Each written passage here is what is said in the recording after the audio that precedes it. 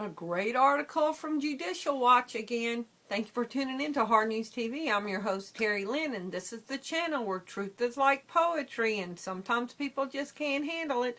Today is January 30th, 2017, and this article from Judicial Watch, I love this site. State Department ordered to turn over 30 Clinton emails for a review by federal court judge.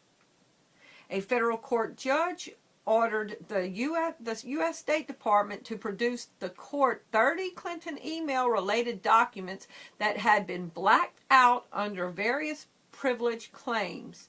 The January 24th order, signed by the U.S. District Court, District of Columbia, Judge James Bossenberg, grants Judicial Watch's cross motion for partial summary judgment in camera non-public review of the documents by January 31st. That's tomorrow.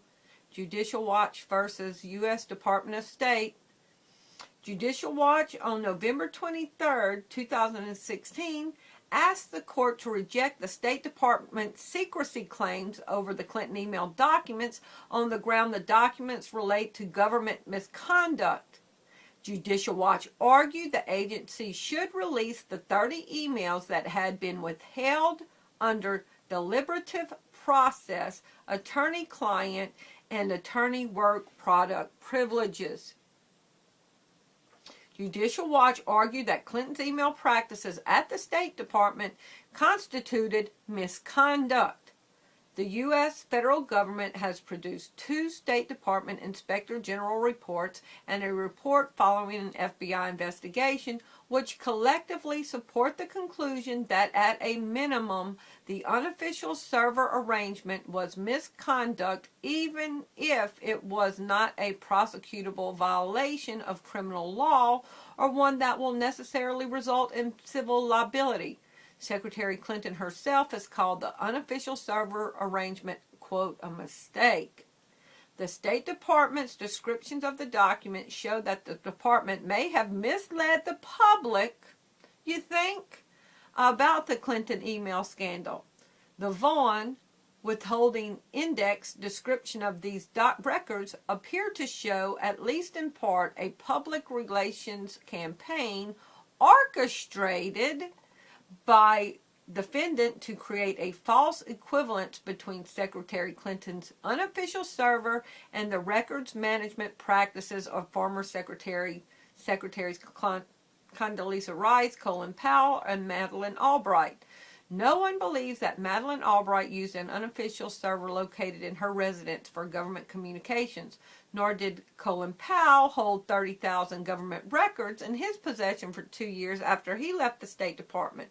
Accordingly, it would appear that one purpose of the withheld discussions in this case was to manage the public messaging about government misconduct as to mislead the public as to its severity.